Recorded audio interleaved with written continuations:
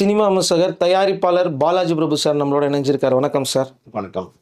Sir, இப்போ arrested பார்க்கும்போது பல பேருக்கு அதிர்ச்சியா இருக்கு. ஆனா நெறைய பேர் கேட்குற கேள்விகள் 2 பேருமே செலிபிரிட்டியா இருந்தாங்க. கிருஷ்ணாவும் சரி, ஸ்ரீகாந்தும் சரி செலிபிரிட்டியா இருந்தாங்க.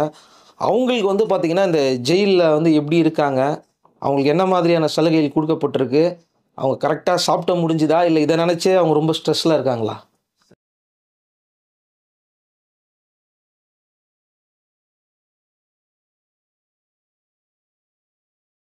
கிருஷ்ணா பொறுத்தவரைக்கும் 1 வாரத்துக்கு முன்னாடி தான் 2வது கல்யாணம் ஆயிருக்கு. கிருஷ்ணாவுக்கு முதல்ல ஒரு கல்யாணம் பல வருடங்களுக்கு முன்னாடி நடந்துருந்துச்சு. அது டைவர்ஸ் ஆயிருச்சு. இப்போ 2வது கல்யாணம் ஆகி 1 வாரம் தான் ஆயிருக்கு. அதாவது கிருஷ்ணா இப்போ மாமியார் வீட்டில் இருக்கார் அப்படின்னு நிறைய பேர் கிண்டல் அடிக்கிறாங்க. அதாவது கிருஷ்ணா இப்போ ஜெயிலில் இருக்கார். அதாவது நான் போதைப்பொருள் பயன்படுத்தவே இல்லை, எனக்கு அதுக்கு சம்மந்தமே இல்லை, அப்படி இப்படின்னு என்னென்னமோ தர்க்கம் பண்ணி பார்த்தாரு. ஆனால் போலீஸ் சுற்றி வளைச்சு கொண்டு போய் ஜெயிலில் வச்சுட்டாங்க. ஸ்ரீகாந்த் ஆல்ரெடி கொண்டு போய் ஜெயிலில் வச்சுட்டாங்க. ஸ்ரீகாந்த் ஜெயிலுக்கு போனதுலேருந்து பார்த்தீங்கன்னா ரொம்ப ஒரு மாதிரி பதட்டமாகவே இருந்திருக்காரு முதல் நாள்லாம். அப்புறம் 2வது நாள்லேருந்து கொஞ்சம் ரிலாக்ஸ் ஆகி, சார் பேப்பர் இருக்குமா, புக் இருக்குமா அதுன்னு கேட்டு படிக்கலாம் ஆரம்பிச்சிருக்காரு. ஸோ ஜெயில் செல்லெல்லாம் திறந்து விடுவாங்க. ஏன்னா தண்டனை அறிவிக்கப்படாத குற்றவாளிகள். அதனால் சும்மா வெளியில் லைட்டாக காத்தோட்டமாக நடக்கிறது, இப்படி அங்கே ஜெயிலில் இருக்கிற மற்ற கைதிகளோடு பேசுறது, அப்படி இப்படிலாம் ஸ்ரீகாந்த் பண்ணிட்டு இருக்கிறாரு. லைப்ரரிக்கு போகிறது. ஆமாம், லைப்ரரியில் புக் படிக்கிறது, நிறைய புக் வாங்கி படிக்கிறது, இந்த மாதிரி பண்ணிட்டு இருக்காரு.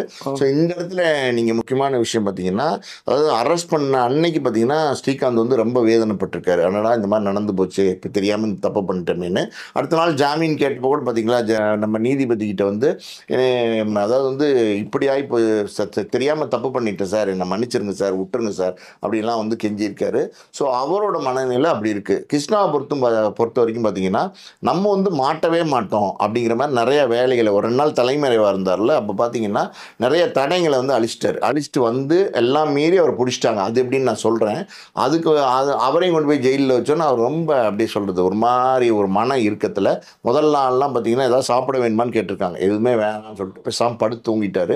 அடுத்த நாள் காலையில் எந்திரிச்சிலேருந்தே பார்த்தீங்கன்னா ரொம்ப ஒரு மாதிரி பதட்டமாகவே இருக்காரு. அதாவது எப்படியோ இங்கே சிக்கிட்டோம், இனி எப்படி இங்கே வெளில வர்றது அப்படிங்கிற மாதிரி ஒரு பதட்டம். இது இயல்பாகவே வரும். காரணம் என்னென்னா, 2 பேருமே பார்த்தீங்கன்னா ஒரு நல்ல குடும்பத்துலேருந்து வந்தவங்க, ஒரு வசதியான குடும்பத்துலேருந்து வந்தவங்க, ஒரு பிரபல நடிகராக இருந்தவங்க.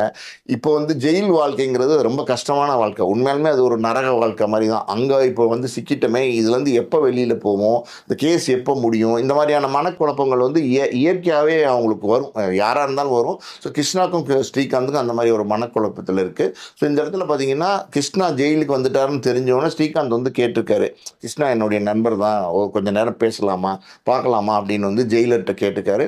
இல்லை அதெல்லாம் பார்க்க முடியாது, இப்போ இருக்கிற நிலைமையில் பார்த்தீங்கன்னா விசாரணையில் இருக்குது கேஸு, பல விஷயங்கள் இன்னும் நாங்கள் பெறப்பட வேண்டியது இருக்குது, அதனால் இந்த சூழ்நிலையில் நிச்சயமாக பார்க்க முடியாது, நீங்கள் தப்பாக நினச்சிக்காதீங்க அப்படின்னு சொல்லி அவர் கிருஷ்ணாவை ஸ்ரீகாந்த் மீட் பண்ணுறதுக்கு அலோவ் பண்ணலை. ஓகே, இது அவங்களுடைய ஜெயில் ரொட்டீனாக இருக்குது. ஸ்ரீகாந்தை பொறுத்த வரைக்கும் பார்த்தீங்கன்னா வழக்கமான சாப்பாடு, அதாவது ஜெயிலில் கொடுப்பாங்களா, அதெல்லாம் வாங்கி சாப்பிட்டுட்டு கஷ்டம் உள்ளுக்குள்ளே இருந்தால் கூட அந்த ரொட்டீனுக்குள்ளே ஓரளவுக்கு அக்காமடேட் ஆகிட்டார். கிருஷ்ணாவை பொறுத்த வரைக்கும் இன்னும் அவர் கொஞ்சம் உண்மையாலுமே கொஞ்சம் உடம்புல எல்லாம் சில பிரச்சனைலாம் இருக்கும் போல். அதாவது வயிறு சம்மந்தமான பிரச்சனை, அப்புறம் ஹார்ட் பீட் ஜாஸ்தியாக இருக்கிற பிரச்சனை, சில பிரச்சனைகள்லாம் இருக்குது கிருஷ்ணாக்கு.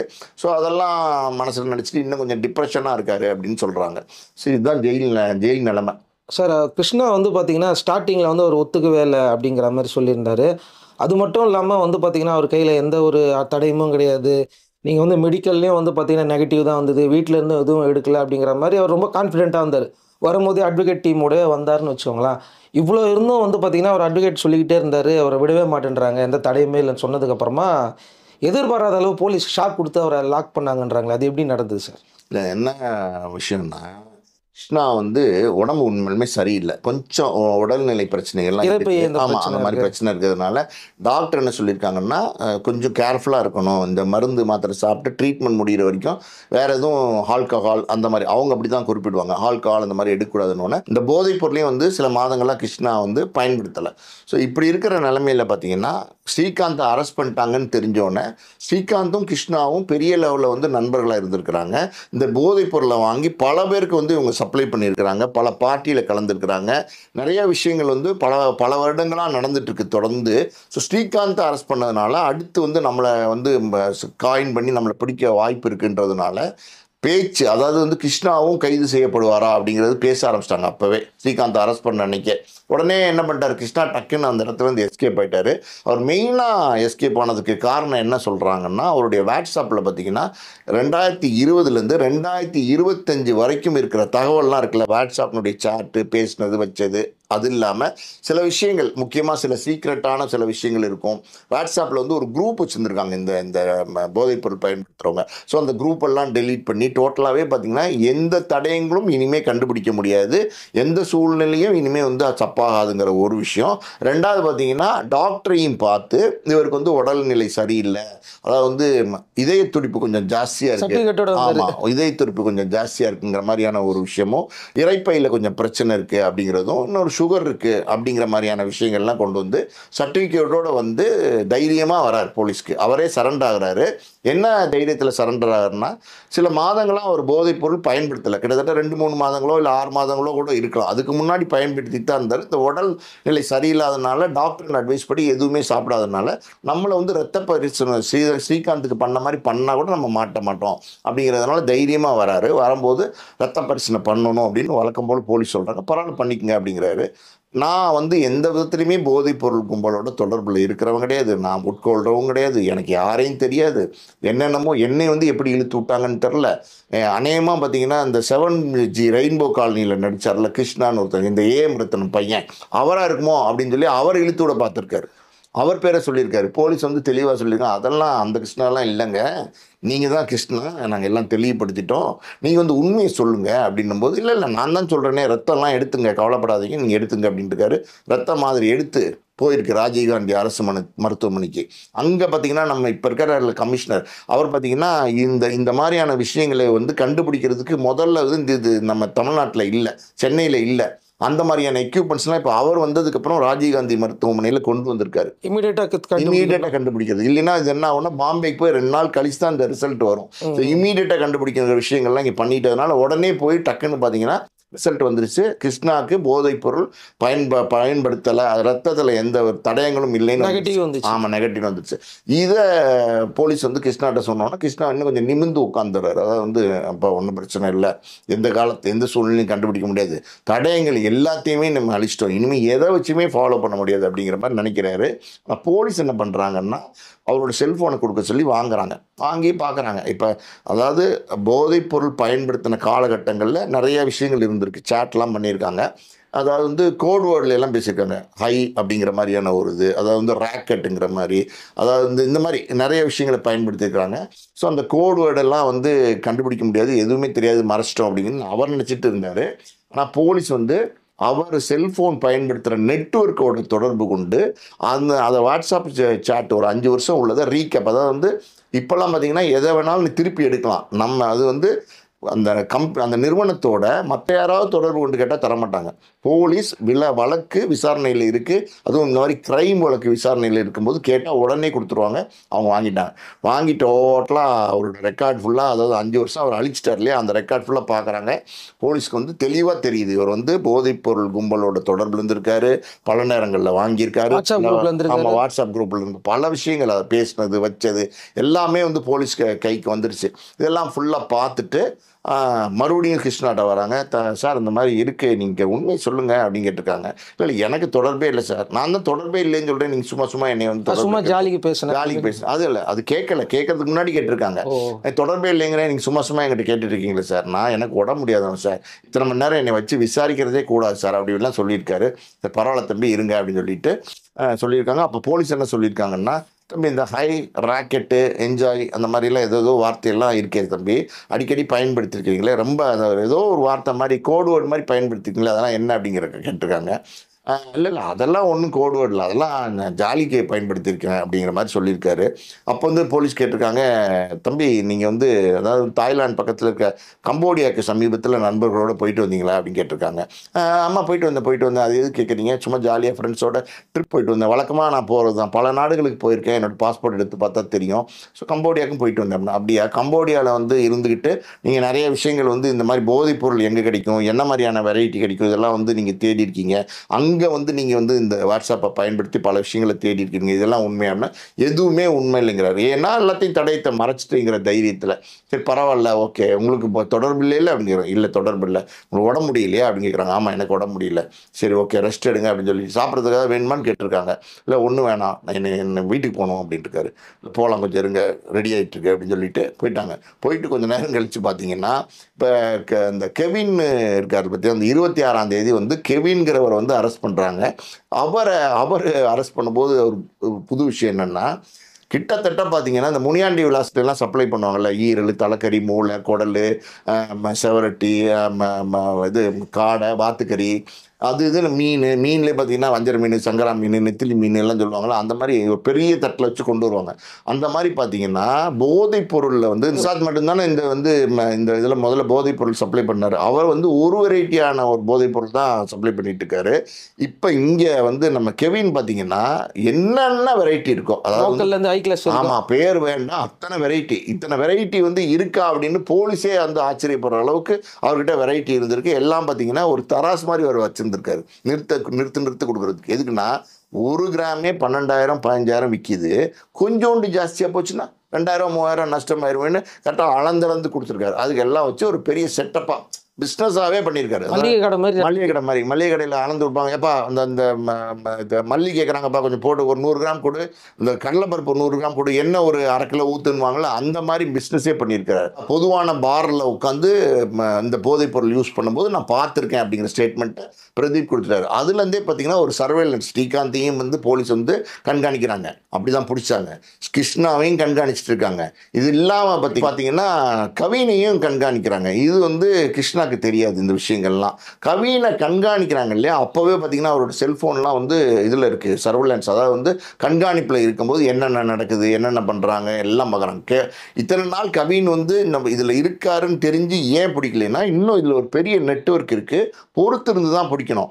சில நேரங்களில் பார்த்தீங்கன்னா குற்றவாளின்னு தெரிஞ்சே போலீஸ் வந்து உடனே போய் கைது செய்ய மாட்டாங்க, கொஞ்சம் டைம் கொடுப்பாங்க. என்னென்ன நடக்குது, இவங்க யார் யாரை மீட் பண்ணுறாங்க, யார் யார் இவங்கள மீட் பண்ணுறாங்க, எங்கெங்கே போகிறாங்க, எங்கே சாப்பிட போகிறாங்க, டெய்லி ஒரு நாள் இவங்க ரொட்டீன் என்ன இதெல்லாம் ஃபாலோ பண்ணுவாங்க.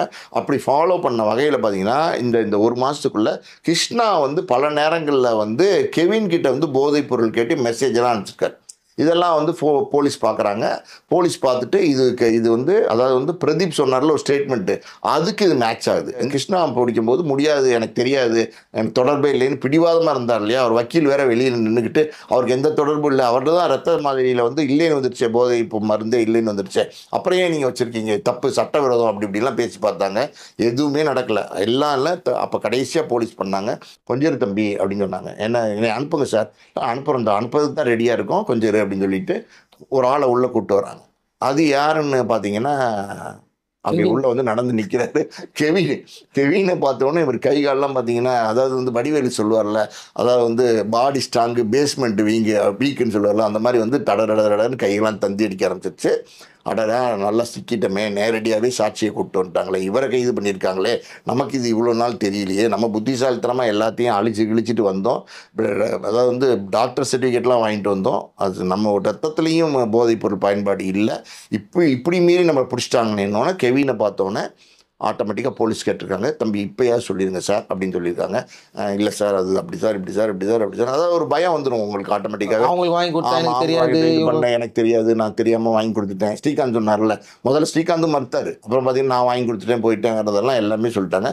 சரி வாங்க போகலாம் அப்படின்னு சொல்லி கூப்பிட்டு போகும்போது பார்த்தீங்கன்னா அதாவது வந்து இவர் எந்த குற்றமும் செய்யலை, இவர்கிட்ட ட்ரக்ஸ் இல்லை, இவர் வீட்டில் போதைப் பொருள் கைப்பற்றப்படலை, இவர் எங்கேயுமே இவர்கிட்ட எந்த போதைப் பொருளுக்கான அடையாளமே இல்லை. அப்படி இருக்கும்போது இவர் எப்படி நீங்கள் கூப்பிட்டு போவீங்க? அவங்க வக்கீலுங்களாம் சேர்ந்துக்கிட்டு பெரிய ஆர்ப்பாட்டம் மாதிரி பண்ண ஆரம்பிச்சிட்டாங்க. ஒரு டிரைவர் கார் ஓட்டிகிட்டு வந்தான், அவனை பாருங்கன்னா அந்த வண்டி எடுத்து கூப்பிட்டு போகிறாங்களே ஏற்றி, அந்த காருக்கு முன்னாடி வந்து விடுங்க எங்கள் முதலாளியை விடுங்க அப்படிங்கிற மாதிரி சொல்கிறான். அவர் ஃபோனெல்லாம் பயன்படுத்தி கூட அவர் ஃபோனை தான் இவர் பயன்படுத்திருக்கார். நியாயமாக அவரையும் உள்ள முடிச்சு போடணும், அவர் வெளியில் விட்டு வச்சுருக்காங்க. ஏன்னா வந்து குற்றவாளி அவர் இல்லை, அதாவது வந்து அவர் பாவம் வந்து தெரியாமல் ஃபோனை கொடுத்துருக்காருங்கிறத விட்டு வச்சுருக்காங்க. இவர் அது தெரியாமல் இவர் வந்து காருக்கு முன்னாடியெல்லாம் உளுந்து பெரிய பிரச்சனை பண்ணார். அப்போ இப்படி தான் வந்து அதாவது வந்து இந்த கெவினை கொண்டு வந்து கூப்பிட்டு வந்து நிறுத்தினாங்கல்ல, அந்த இடத்துல லாக் கொண்டு போய் உள்ள வச்சுட்டாங்க. அவ்வளோதான். இப்போது எல்லாரும் என்ன சொல்கிறாங்கன்னா, இவங்க வந்து பயன்பாட்டாளர்கள் இருக்காங்க, இப்போ இதை வந்து பயன்படுத்துகிறவங்கள வந்து பார்த்தீங்கன்னா நீங்கள் விக்டிமாக பார்க்கணும், ஸோ அப்படி இருக்கும்போது இவங்களுக்கு வந்து கூடிய சீக்கிரம் ஜாமீன் கிடைச்சிரும். எதுக்கு இவங்கள வந்து இன்னும் வந்து 10ஆம் தேதி வரைக்கும் எக்ஸ்டெண்ட் பண்ணியிருக்கிறாங்களே, இது வந்து அதிகமாக இருக்குது. இன்னும் மேற்கொண்டு இவங்ககிட்ட விசாரிக்கிறதுக்கு என்ன இருக்கும்? இவங்க தான் ஒத்துக்கிட்டாங்கல்ல, சார் நான் ஏதோ பயன்படுத்தினேன், விக்டிமாக பார்க்கணும்னு சொல்கிறாங்களே, அப்போ மேற்கொண்டு இந்த கேஸ் எங்கே போகுது அப்படின்னு தெரியலையே அப்படிங்கிற மாதிரி ஒரு குழப்பத்திலே நிறைய பேர் கேட்குறாங்க. இப்போ இது விஷயமா ஒரு விஷயம் சொல்கிறேன் கேளுங்க. நிறைய பேருக்கு இதை பற்றி தெளிவுரை இல்லை. அதாவது போதைப் பொருள் விற்கிறவங்க தான் குற்றவாளி, போதைப் பொருளை பயன்படுத்துகிறவங்க குற்றவாளி இல்லை அப்படின்னு நினைக்கிறாங்க. அது தப்பு. போதைப் பொருள்ங்கிறது வந்து நம்ம இந்திய நாட்டு சட்டப்படி தடை செய்யப்பட்ட ஒரு பொருள். அதாவது வந்து அதிகபட்ச தண்டனை கிடைக்கக்கூடிய ஒரு ஒரு ஒரு ஒரு ஒரு குற்றமாக அது கருதப்படுது. அப்படி இருக்கும்போது அதை நீங்கள் பயன்படுத்தினாலும் தப்பு தான். பயன்படுத்தினவங்களை வந்து போலீஸ் விட்டுருவாங்க அப்படிங்கிறதெல்லாம் வந்து எப்படி கிடையாது. முழுக்க முழுக்க தவறான கருத்து. நிறைய பேர் வந்து பப்ளிக் என்ன நினைக்கிறாங்கன்னா, பயன்படுத்தினா தப்பு இல்லைன்னு நினைக்கிறாங்க. பயன்படுத்தினவங்களும் குற்றவாளி தான். ஆனால் என்னன்னா, பயன்படுத்தின குற்றவாளிக்கு தண்டனை காலம்னு ஒன்று இருக்குது பார்த்தீங்களா, அது குறைவு. இப்போ நீதிமன்றத்தில் போய் நின்று, சார் இந்த மாதிரி நான் தெரியாமல் பயன்படுத்திட்டேன், எனக்கு இதனுடைய பிரச்சனையெல்லாம் எனக்கு தெரியல, நான் பயன்படுத்தினது உண்மைதான், என்னை மன்னிச்சு என்ன ஏதாவது வந்து குறைஞ்ச கால தண்டனை கொடுங்க அப்படின்னா, நீதிபதி வந்து சரி இவன் வெறும் பயன்படுத்தியிருக்கான், சரி தெரியாமல் பயன்படுத்தினான் அப்படின்னு சொல்லி இந்த மாதிரி ஆளுங்களை என்ன பண்ணுவாங்கன்னா, ஜெயிலில் கொண்டு போய் போடாமல் இந்த ரீஹாபிட்டேஷன் சென்டர்னு சொல்லுவாங்க. அதாவது வந்து போதைப் பொருள் மறுவாழ்வு மையம் அப்படின்னு சொல்லுவாங்க. கவர்மெண்ட்டே நடத்துது. அந்த அந்த மையத்தில் கொண்டு போய் விட்டுருவாங்க. இது எப்படின்னா, இப்போ 18 வயசு கீழே ஒருத்தர் குற்றம் செஞ்சுட்டான் அப்படின்னா, 16 வயசுன்னு வச்சுக்கோங்க, அந்த பையனை கொண்டு வந்து இந்த சீரமைப்பு, அந்த சின்ன பசங்க சிறுவர் அதில் விடுவாங்க. அவன் 18 வயசு ஆனதுக்குள்ள அந்த தண்டனை முடிஞ்சுன்னா அனுப்பிச்சிருவாங்க. அதுக்கு மேலே தண்டனை தொடர்ந்தா ஜெயிலில் கொண்டு போய் போடுவாங்க. ஸோ இந்த மாதிரி போதைப் பொருள் பயன்படுத்தினவங்க ஒத்துக்கிட்டாங்க, குற்றத்தை தெரியாமல் செஞ்சுருக்காங்கங்கிறது வந்து நீதிபதி வந்து நினைச்சாருன்னா இதை இந்த மாதிரி வந்து சீர்திருத்த அதாவது வந்து இந்த மறுவாழ்வு மையத்துக்கு அனுப்பிச்சு இவங்களை வந்து கொஞ்ச நாள் அங்கே இருக்க வச்சு அனுப்பிச்சிருவாங்க. தண்டனை காலம் இருக்குது. ஆனால் அந்த தண்டனை காலத்தை இப்படி கழிக்கணும். இதுதான் வந்து உண்மை. இது நிறைய பேருக்கு தெரியறதில்ல. இப்போ நீங்கள் கேட்குறீங்களா, நிறைய பேரை வந்து அரெஸ்ட் பண்ணிக்கிட்டே இருக்காங்க தொடர்ந்து, இத்தனை பேராக வந்து போதைப் பொருள் வந்து வித்துட்டு இருக்காங்க அப்படின்னு சொல்கிறீங்க. அது நியாயமான கேள்வி. என்னென்னா, நாட்டில் இருக்கிறவங்க எல்லாருமா போதைப் பொருள் வித்துக்கிட்டு இருக்காங்க, அத்தனை பேர் வந்து போலீஸ் அரெஸ்ட் பண்ணுறாங்க. அது எப்படின்னா, நீங்கள் வந்து இப்போ போதைப் பொருள் அடிமை ஆகிட்டீங்கன்னா, அது அடிமையாகிறதுக்கு முதல் தடவையாக நீங்கள் அதை வந்து எடுத்துக்கிறதுக்கு முன்னாடி 100 தடவை யோசிக்கணும். ஆனால் யாருமே யோசிக்கிறது இல்லை. அவங்க என்னென்னா ஏதோ ஒன்று கொடுக்குறாங்க, அதை வாங்கி சாப்பிட்டா நல்லா இருக்குங்கிறாங்க அப்படின்னு சொல்லி அது ஒரு சாதாரணமாக வாங்கி பயன்படுத்துகிறவங்க தான் நிறைய பேர். நண்பர் கொடுப்பாங்க சில. ஆமாம், நண்பர்கள் கொடுப்பாங்க. டே மச்சான் சாப்பிடு, நல்லா இருக்கும், சூப்பர், இது போட்டு பாடுறா, சும்மா நாக்கில் வைடா அப்படின்னு சொன்னால் அதை வச்சாங்கன்னா முடிஞ்சு போச்சு. அதுக்கப்புறம் அதுக்குள்ளே அடிமையாயிரும். ஒரே ஒரு தடவை இந்த அதிகபட்சமான இந்த சுவை கொடுக்கக்கூடிய, அதாவது போதை கொடுக்கக்கூடிய இந்த போதைப் பொருளை ஒரே ஒரு தடவை பயன்படுத்தினீங்கன்னா அடுத்தடுத்து பயன்படுத்தணுங்கிற ஆசை, டெம்ப்டேஷன் வந்து உங்களுக்கு வர ஆரம்பிச்சிடும். அதனால் அந்த ஃப்ரெண்டுக்கிட்ட போய் இது எங்கடா கிடைக்குது சொல்லுடா, நான் காசு கொடுக்குறேன்டா அப்படின்னு சொல்லி காசு கொடுத்து வாங்குவாங்க. இங்கே முக்கியமான விஷயம் என்னென்னா, இந்த மாதிரி ஒரு போதைப் பொருள் வந்து கிராமே பார்த்தீங்கன்னா 12,000 15,000 20,000 விற்றுக்கிட்டு இருக்கு, இந்த குவாலிட்டிக்கு ஏற்ற மாதிரி. ஸோ அப்படி இருக்கும்போது அவ்வளோ பணத்தை அவங்களால வந்து ஒவ்வொரு தடவையும் கொடுத்து வாங்க முடியாது. முதல் தடவை வாங்குவான், 2வது தடவை வாங்குவான், 10வது தடவை வாங்குவான், அப்புறம் பணத்துக்கு எங்கே போவான், கிட்டத்தட்ட 1,50,000 2 லட்சம் இதிலே செலவழிஞ்சு போயிடும். எப்படியாவது இது அடிக்கணுங்கிற போது அந்த வாங்குறான் பாருங்க, அந்த போதைப் பொருள் விற்கிறான் பாருங்க, அவன்கிட்ட போய் கெஞ்சுவான், சார் கொஞ்சம் கொடுங்க, 1 கிராம் தானே, நாளைக்கு நான் உங்களுக்கு கொடுத்துட்றேன், காசு கொடுத்துட்றேன், நான் நிச்சயமாக கொடுத்துட்றேன், இல்லைன்னா இந்த வாட்ச் வச்சுக்கோங்க, இந்த செல்ஃபோன் வச்சுக்கோங்க, இப்படிலாம் கெஞ்சும் போது அவங்க என்ன சொல்கிறாங்க, நீ அப்படிலாம் ஒன்றும் பண்ண தம்பி, நான் சொல்கிறது நீ செய்ய அப்படின்வாங்க. சார் சொல்லுங்கள் சார் என்ன செய்கிறது அப்படின்னு கேட்டால் சொன்னது செய்வாங்க. ஏன்னா அவங்க அதுக்கு அடிக்ட் ஆகிட்டாங்க. இந்த மாதிரி வந்து ஒரு 4-5 பேரை வந்து நீ கூட்டு வாங்க, பணக்கார பசங்களாம் கூட்டு வா. பணக்கார பசங்களை கூட்டு வந்தீங்கன்னா அவங்களுக்கு வந்து நான் கொடுக்குறேன், அவங்களுக்கு முதல்ல வந்து சும்மா இலவசமாக கொடுக்குறேன். பொதுவாக பார்த்தீங்கன்னா ஃப்ரீயாக கொடுப்பாங்க, டெஸ்டிங் மாதிரி கூப்பிட்டு கொடுப்பாங்க, சாப்பிட்டு பாருங்கள் எப்படி இருக்குன்னு பார்ப்பாங்க. அந்த மாதிரி மாற்றவங்க நிறைய பேர் இருப்பாங்க. அதில் வந்து நீ என்ன பண்ணுவான், சரி வர வழி இல்லாமல் ஒரு 4-5 ஃப்ரெண்ட்ஸு, அவனுக்கு தெரிஞ்ச ஃப்ரெண்ட்ஸு, ஒரு 4-5 பணக்கார பையனை கூப்பிட்டு போய் இந்த இந்த ஏஜென்ட்டை விடுவான். இந்த ஏஜென்ட் முதல்ல என்ன பண்ணுவான், சரி தம்பி சும்மா டெஸ்ட் பண்ணி பாருங்க அப்படின்வான். இல்லை சார் வேணாம், சும்மா பார்ட்டியில் நடக்கிற அந்த மாதிரி ஆமாம் கொடுத்து, அது எதிர்பாராத மாதிரி சில நேரங்களில் பார்ட்டிக்குள்ளே கூப்பிட்டு போய் அங்கே கொடுக்குற மாதிரி கொடுத்து இவங்களை வந்து அது கமிட்மெண்ட்டுக்குள்ளே கொண்டு வந்துடுவாங்க. ஒரு வாட்டி அந்த பணக்கார பசங்க சாப்பிட ஆரம்பிச்சிட்டாங்கன்னா இவன் எப்படி மாட்டினானோ அதே மாதிரி அவன் மாட்டுவான். அவன் மாட்டினான்னா போதைப் பொருள் வந்து டெய்லி வாங்கணும், அவன்கிட்ட காசு இருக்குது. அப்போ என்ன சொல்லுவான், இவன் போய் கேட்பான், அடே மச்சான் அடுத்து நீ உனக்கு வேணும்னா எனக்கு கொஞ்சம் வாங்கி கொடு, எப்படி உனக்கு வேணும்னா எனக்கு கொஞ்சம் வாங்கி கொடு. ஒரு நாளைக்கு கேட்பான், இன்னொரு நாளைக்கு கேட்பான். இப்படி ஓசியாக கேட்டு கேட்டு வாங்கி இவன் சாப்பிடுவான். இப்போ அவன் என்ன ஆகான், ஒரு ஸ்டேஜுக்கு மேலே வேற யாராவது ஒரு 4 பேருக்கு சிவாஸ் பண்ணுவான். ஏன்னா ஒருத்தருக்கு ஒருத்தர் ஒரு பழக்கம் இருக்குல்ல. இதுல இவங்க டீலர் ஆயிடுவாங்க. இந்த மல்டி லெவல் செயின்னு சொல்லுவாங்கல்ல, லிங்க்னு சொல்லுவாங்கல்ல, அந்த மாதிரி பார்த்தீங்கன்னா இது லிங்க் அப்படியே போயிட்டே இருக்கும். அவனுக்கு ஒரு ஃப்ரெண்டு இருப்பாடே, நீ என்னடா எப்போ பாரு வந்து அப்படியே ஒரு மாதிரி ஜாலியாக இருக்கிற மாதிரியே இருக்கேடா அப்படின்னா, அது ரகசியம் என்ன தெரியுமா அப்படின்னு மெதுவாக வளருவான். என்ன சொல்லு அப்படின்வான். அதான் நான் ஒன்று சாப்பிட்றேன்டா போதைப் பொருள் அதான்டா அப்படின்வான். ஐயோ அப்புறம் எனக்கு வாங்கி கொடுன்னுவான். இப்படி தான் சார் இவன் வாங்கி கொடுப்பான், அவன் வாங்கி கொடுப்பான், அவனுக்கு இவன் வாங்கி கொடுப்பான். இப்படி வந்து ஒரு செயின். ஸோ இப்போ வந்து பயன்படுத்துகிறவங்கிற ஒரு ஸ்டேஜில் இருந்து இவங்க எல்லாம் வந்து போதைப் பொருள் வாங்கி கொடுக்குற ஸ்டேஜ் வந்துருச்சா. இப்போ ஸ்ரீகாந்தும் கிருஷ்ணவும் அதுதான் பண்ணியிருக்காங்க. புரியுதா? அந்த மாதிரி ஸ்டேஜில் போகும்போது ஸோ ஒவ்வொருத்தனுமே அந்த லிங்க்குள்ளே வந்துடுறாங்க, வாங்கி கொடுக்குற லிங்க்குள்ளே. அப்போ அவங்கள அரெஸ்ட் பண்ணால் அதிகபட்சமான பேர் வரதானே செய்வாங்க. அப்படி அரெஸ்ட் பண்ணி தான் நிறைய பேர் உள்ளே போடுறாங்க. அதனால தான் அவங்களுக்கு அந்த சலுகை கொடுக்கப்படல. அதான் ரீஹாபிலிட்டேஷனுக்கு உள்ள போக முடியல. ரீஹாபிலிட்டேஷனுக்கு இவங்க போக முடியாது. ரீஹாபிலிட்டேஷனில் யார் போக முடியும்னா, அதாவது வந்து பயன்படுத்தியிருக்காங்க, ஒன்லி பயன்படுத்தியிருக்காங்க, யாருக்குமே கொடுக்கல, நண்பர்களுக்கு சிபாரிசு பண்ணல, எதுவுமே பண்ணலை, அவங்க மட்டும்தான் ரீஹாபிலிட்டேஷனில் கொண்டு போய் போடுவாங்க. யாருக்காவது நீங்கள் 1-2 பேர் வாங்கி கொடுத்துருந்தீங்கன்னா அந்த வழக்கு வேற. அந்த முதல் வழக்கு இருக்குது பார்த்தீங்கன்னா, அதில் தண்டனை காலம் கொஞ்சம் குறைவாக இருக்கும், ஆனால் தண்டனை இருக்குது. 2வது வழக்கு வந்து கடுமையான தண்டனை கிடைக்கும். அந்த மாதிரி தான் ஸ்ரீகாந்தும் கிருஷ்ணாவும் சிக்கியிருக்காங்க. சரி, ஓகே சார். இது இப்படி ஒரு பக்கம் போயிட்டுருக்கு. இன்னொரு பக்கம் வந்து ஸ்ரீகாந்த் அரெஸ்ட் பண்ணப்போ கூட வந்து பார்த்தீங்கன்னா, இவர் வந்து ஒரு மிகப்பெரிய நடிகர் கிடையாது, இவர் வந்து அரெஸ்ட் பண்ணிட்டாங்க அப்படின்ற மாதிரி பேச்சு போயிட்டு இருந்தது. ஆனால் இவர் அரெஸ்ட் பண்ணாங்க பாருங்கள். அடுத்ததாக 2வது இவர் அரெஸ்ட் பண்ணப்போ, கிருஷ்ணா அரெஸ்ட் பண்ணப்போ, இவர் வந்து ஒரு பெரிய விஐபி ஃபேமிலியாச்சு. இவர் அரெஸ்ட் பண்ண மாட்டாங்கன்னு எல்லாரும் உறுதியாக சொல்லியிருக்கும் போதோ, இவர் அரெஸ்ட் பண்ண உடனேயே பல பிரபல நடிகர்கள், நடிகைகள், காமெடி நடிகர்கள், இயக்குநர்கள்லாம் பயத்தில் இருக்காங்க அப்படின்றாங்களே, உண்மைதானா? இல்லை, அதாவது நீங்கள் ஒரு விஷயத்தை தெரிஞ்சுங்க. ஸ்ரீகாந்துக்கு வந்து பெரிய பின்புலம் இல்லை. ஸ்ரீகாந்த் வந்து ஒரு நல்ல நடிகர் தான், பிரபல நடிகர் தான். ஒரு காலத்தில் பிரபல நடிகராக மார்க்கெட்டில் இருந்த ஒரு நடிகர் தான். இன்றைக்கி பார்த்தீங்கன்னா ஸ்ரீகாந்த் வச்சு யாருமே படம் எடுக்கிறதுக்கு ஆள் இல்லை. ஸ்ரீகாந்த் ஒரு சும்மா ஒரு பார்ட்டி ஃபங்க்ஷன் போனால் கூட பெரிய அளவில் ஸ்ரீகாந்தை கண்டுக்கிறதுக்கு யாரும் இல்லை. நிறைய இன்றைக்கி பிரபலமாக இருக்கிறவங்கள தான் எப்போவுமே சுற்றி வருவாங்க. ஸோ ஸ்ரீகாந்துக்கு பெரிய பின்புலம் இல்லை. இப்போ கிருஷ்ணாவை பொறுத்த வரைக்கும் அவங்க அண்ணன் பார்த்தீங்கன்னா பெரிய டைரக்டர். அவர் நிறைய படங்கள்லாம் பெரிய படங்கள்லாம் பண்ணியிருக்காரு. பாலிவுட்ல எல்லாம் கூட படங்கள்லாம் பண்ணியிருக்காரு. பெரிய ஒரு இப்படி பிரபலமான இயக்குனராக இருக்கார், விஷ்ணுவர்தன் அவர் பேர். ஸோ அவருடைய ஒய்ஃப் இருக்காங்க பார்த்தீங்கன்னா, அவங்களும் ஒரு காஸ்டியூம் டிசைனர். இவங்க எல்லாம் பார்த்தீங்கன்னா பெரிய ஆளுங்களோட லிங்க் உள்ளவங்க. பெரிய நடிகர்களை வச்சு பெரிய படங்களை இயக்கக்கூடிய ஒரு இயக்குனராக நம்ம விஷ்ணுவர்தன் இருக்கார். கிருஷ்ணா அவருடைய தம்பின்னும் போது அவருடைய அப்பா, அதாவது வந்து விஷ்ணுவர்தன் கிருஷ்ணா, இவங்க அப்பாவே பார்த்தீங்கன்னா ஒரு திரைப்பட தயாரிப்பாளர். அவர் பேர் வந்து பட்டியல் சேகர். ஸோ அவங்களுக்கு ஒரு பேக்ரவுண்ட் இருக்குது. பெரிய முக்கியமான விஐபிஸோட இவங்களுக்கு வந்து நிறைய தொடர்பு இருக்குது. அப்படி இருக்கும்போது இவர் அரெஸ்ட் பண்ணி கொண்டு வந்தாங்க இல்லையா, அந்த நேரத்தில் வந்து எப்படியாவது இவர் வந்து வெளியில் கொண்டு வந்துடலாம், ஏதாவது ஒன்று பண்ணிடலாம், இன்ஃப்ளூயன்ஸ் பண்ணிடலாம் அப்படின்னு நினைச்சாங்க. இதுக்கு முன்னாடி 2 நாள் தலைமறைவாக இருந்தார்ல, அப்போவே பார்த்தீங்கன்னா தடயங்களை ஒரு பக்கம் அழிச்சாரு, இன்னொரு பக்கம் வந்து இவர் இந்த வழக்கிலே சம்மந்தம் இல்லைன்னு இவரை வெளியில் கொண்டு வரதுக்கான சில முயற்சிகள்லாம் நடந்திருக்கு. அந்த முயற்சி எதுவுமே பழிக்கணுன்னே இவர் இங்கே வந்து சரண்டர் ஆகிறாரு. இங்கே தப்பிச்சிடலான்னு பார்த்தா அதுவும் முடியலேன்னு இப்போ அரசாய் போட்டார். இப்போ பார்த்தீங்கன்னா வக்கீல் அவங்களெல்லாம் வச்சுக்கிட்டு இவருக்கு சம்மந்தம் இல்லை, இவர் வெளியில் விடுங்கன்ற மாதிரி பெருசாக சிக்கல் பண்ணிட்டு இருக்காங்க.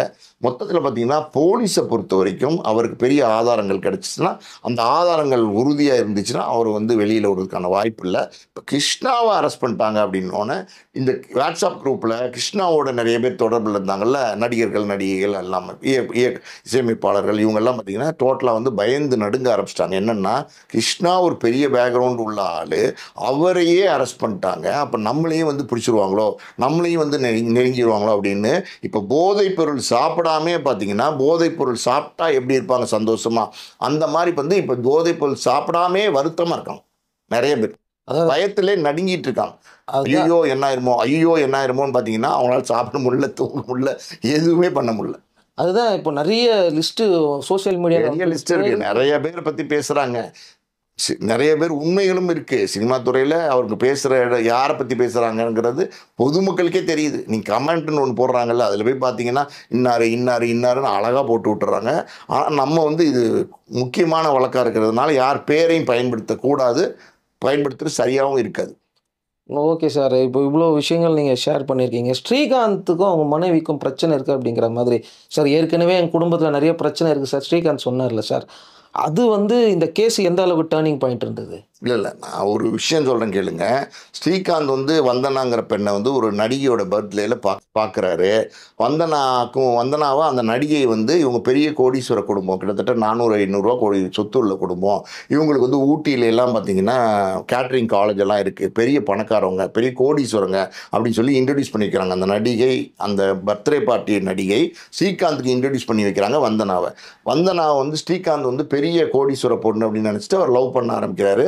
2 பேருக்குள்ளேயும் ஒரு காதல் மலருது. அந்த காதல் மலர்ந்து ஒரு கட்டத்தில் பார்த்தீங்கன்னா திருமணத்தில் முடியுது. அந்த திருமணத்துக்கு ஸ்ரீகாந்தோட அப்பா அம்மா ஒத்துக்கல. அதனால் என்ன பண்ணுறாரு, வந்தனாவோட குடும்பத்தாரோட சேர்ந்து திருப்பதிக்கு போய் அங்கே வந்து திருமணம் பண்ணுறாரு. ரகசிய திருமணம் தான் அது. அதுக்கப்புறம் ரெஜிஸ்டர் பண்ணுறாரு. அதுக்கப்புறம் என்ன பண்ணுறாரு, வந்தனாவோட வீட்டிலே வந்து குடும்பம் நடத்துறாரு. இந்த காலகட்டங்களில் பார்த்தீங்கன்னா வந்தனாவோட அண்ணன் ஒருத்தர் இருக்காரு. அவர் மேலே நிறைய குற்ற வழக்குகள் இருக்குது, மோசடி வழக்குகள்லாம் நிறைய இருக்குது. அதாவது வந்து பெரிய பெரிய பணத்தை, அதாவது 180 கோடி, 75 கோடி, 80 கோடி இப்படி பணத்தை வாங்கிட்டு சரியாக திருப்பி கட்டலை, ஏமாத்திட்டாரு அப்படிங்கிற மாதிரியான வழக்குகள்லாம் வந்தனாவுடைய அண்ணன் மேலே இருக்குது. இந்த வழக்குகள்லாம் இருக்கிறது சிபிஐ விசாரணையே அவர் மேலே நடந்துட்டுருக்கு. வந்தனா வீட்டிலே போய் ஒரு இருக்கார் பார்த்தீங்களா ஸ்ரீகாந்த். அந்த நிலைமையில் வந்து இந்த உண்மைகள்லாம் வந்து ஸ்ரீகாந்த் தெரிய வருது. அதனால் வந்து நம்மளை வந்து ஏமாற்றி கல்யாணம் பண்ணிட்டாங்க, அதாவது பெரிய கோடீஸ்வரர் பொண்ணுன்னு சொல்லி நம்மளை வந்து நம்ம இன்னும் பெரிய உயரத்துக்கு வர வேண்டிய நடிகர், பெரிய பணம் சம்பாதிக்க வேண்டிய சூழ்நிலையில் நம்மளை வந்து ஏமாத்திட்டாங்கன்ற ஒரு எண்ணத்தில் ஸ்ரீகாந்த் வந்து அந்த வீட்டிலேருந்து கிளம்பி வந்தனா வேணான்னு சொல்லிட்டு இந்த வீட்டுக்கு வந்துடுறாரு. அதான் இவங்க அப்பா வீட்டுக்கு வந்துடுறாரு. இங்கே பார்த்தீங்கன்னா வந்தனா உள்ளே வீட்டுக்குள்ளே வந்துடுறாங்க. ஸ்ரீகாந்த் பின்னாடியே வந்துடுறாங்க. தனியாக காரில் இறங்கி உள்ளே வந்துடுறாங்க. உள்ளே வந்தால் ஸ்ரீகாந்த் என்ன சொல்கிறார், உன்னோட நான் வாழ முடியாது, நீ என்னை ஏமாத்திட்ட அப்படிங்கிறாங்க. வந்தனா சொல்கிறாங்க, அண்ணனுக்கு கடன் தான் நான் என்ன செய்ய முடியும், நீங்கள் என்னை கல்யாணம் பண்ணிக்கிட்டீங்கல்ல, என்னோட தான் வாழணும் அப்படிங்கிறாங்க. முடியாதுன்னு சொல்கிறார் ஸ்ரீகாந்த். அப்போ பெரிய போராட்டமே இருக்குது. தர்ணா போராட்டம், ரோட்டில் வந்து பிரச்சனை பண்ணுறது, பப்ளிக் ஏதாவது வந்து இப்போ ப்ரெஸ்ஸை கூப்பிட்டு பேசுறது, போலீஸ்லேயே கம்ப்ளைண்ட்லாம் கொடுத்துட்டாங்க. ஆதாரங்கள்லாம் அவங்ககிட்ட இருந்ததுனால ஸ்ரீகாந்தோடைய நல்ல நண்பர்கள்லாம் இருப்பாங்கல்ல, அவங்கெல்லாம் கூப்பிட்டு, இல்லைப்பா நீ இந்த பொண்ணை வந்து வேணான்னு சொன்னீங்கன்னா கிட்டத்தட்ட 7 ஆண்டு கடுங்காவல் தண்டனை உனக்கு கிடைக்கிறதுக்கான மீடியாவில் பேர் கெடுறது ஒரு பக்கம், அன்னைக்கே அரெஸ்ட் ஆயிருப்பாரு. புரியுதா உங்களுக்கு? அதை மாதிரி இப்போதான் நீ வந்து நடிக்க வந்திருக்க, கேரியரே கெட்டு போயிடும், அதாவது வந்து உன்னுடைய எதிர்காலமே போயிடும், அதனால் நீ அந்த பொண்ணோட இருந்துரு அப்படின்னு சொன்னோன்னா அந்த பொண்ணையே வந்து ஏற்றுக்கிட்டு ஒரு சின்ன மனமாற்றம், வேற வழி இல்லை அப்படிங்கிற சூழ்நிலையை ஏற்றுக்கிட்டு அந்த பொண்ணோட 2 பசங்க வேற ஆயிடுச்சு. 2 பசங்க வேற ஆயிடுச்சு. இப்போ வந்து பார்த்தீங்கன்னா ஸ்ரீகாந்த் வந்து எப்படி சொல்கிறது, மார்க்கெட்டு போச்சு. ஓகேவா? இதுக்கு நடுவில் பார்த்தீங்கன்னா நம்பியார்னு ஒரு படம் தயாரிக்கிறாரு, அவரே நடிக்கிறாரு. எப்படியாவது நம்ம மறுபடியும் மார்க்கெட்டில் வரணும். அது பெரிய தோல்வி, கிட்டத்தட்ட 7-8 கோடி ரூபா நஷ்டம். இப்போ என்ன ஆகி போச்சு, வீடு வாசல் எல்லாமே வந்து கடனில் இருக்குது, அடமானத்தில் இருக்குது. ஒரு சின்ன கேள்வி சொல்லுங்க. அவர் கடைசியாக ஒரு இன்டர்வியூ கொடுத்துருந்தார். அந்த இன்டர்வியூவில் வந்து பார்த்தீங்கன்னா, நான் இண்டஸ்ட்ரிக்குள்ளே வரும்போது எந்த பணமும் இல்லாமல் நான் சாதாரண ஒரு மிடில் கிளாஸ் பையன், ஆனால் இந்த சினிமா வந்து எனக்கு நிறைய பணத்தை கொடுத்துருச்சு, அதாவது நான் லைஃப்பில் செட்டில்மெண்ட் ஆகிட்டேன், இதுக்கப்புறமா வந்து எனக்கு பணம் தேவைப்படாது, ஒரு 4 படம் நடிக்கணும் அப்படிங்கிற மாதிரி இன்டர்வியூ கொடுத்துருந்தாரு சார். அதுக்கு நீங்கள் சொல்கிறதுக்கும் நிறைய வித்தியாசம் இருக்குது சார். இல்லை, இதெல்லாம் வந்து சகஜமாக பார்த்தீங்கன்னா மார்க்கெட் இல்லாத நடிகர்கள் வந்து கொடுக்க தான் செய்வாங்க. யாராவது வந்து மீடியாவுக்கு முன்னாடி வந்து எனக்கு மார்க்கெட்டே போச்சு, ஒரு படம் கூட இல்லை, என்ன பண்ணுறது, நான் வந்து சோத்துக்கே கஷ்டப்படுறேன் அப்படின்னு சொல்லுவாங்களா? உண்மையாக வந்து ஸ்ரீகாந்த் வந்து ஒரு படம் தயாரித்ததில் வகையில் பெரிய வீடு வாசலாம் அடமானம் வச்சு வட்டி கட்ட முடியாமல் பெரிய கடனாலேயே தவிக்கிறார். இதுதான் உண்மை. அவர் 4 படம் நல்ல படம் நடிக்கிறதுக்கு யார் அவரை கூப்பிட்டு கொடுக்க போகிறாங்க? இப்போ வந்து சமீபத்தில் பார்த்தீங்கன்னா ஏதோ ஒரு தயாரிப்பாளரே ஹீரோயினாக நடித்த ஒரு படம், அதில் நடிச்சு பெரிய விமர்சனத்தை ட்ரால்லாம் பண்ணாங்களா இல்லையா? அப்போ ஏன் அந்த மாதிரி படங்கள் நடிக்கிற, நல்ல படங்களில் நடிக்கணும்னு நினைக்கிற ஸ்ரீகாந்த் பிரசாத் மாதிரியான ஆளுங்கள், அதாவது வந்து போதைப் பொருள் விற்பனை செய்கிற ஆளுங்கிட்டெல்லாம் யாருன்னே தெரியாமல் அவங்ககிட்ட காசை வாங்கிட்டு, அதான் தீங்கிறேன்னு ஒரு படத்துல எல்லாம் எதுக்கு கமிட் பண்ணுறாரு? அவர் நல்ல படம் நடிக்கணும்னு இருக்கார்ல, அப்போ நல்ல ஒரு கதையை கேட்டு நல்ல ஒரு இயக்குனர்கிட்ட நல்ல ஒரு நிறுவனத்தை நடிக்க வேண்டியது தானே.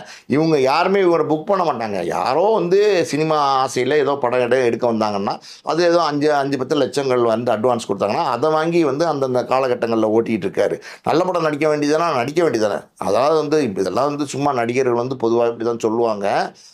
அது வந்து ஏற்றுக்கக்கூடிய கருத்து கிடையாது. மேடையில் இப்படி தான் பேசுவாங்க. பல நேரங்களில் பார்த்தீங்கன்னா நடிகர்கள் மேடையில் பேசுகிறதுக்கும் ரியலாக நடந்துக்கிறதுக்கு சம்மந்தமே இருக்காது.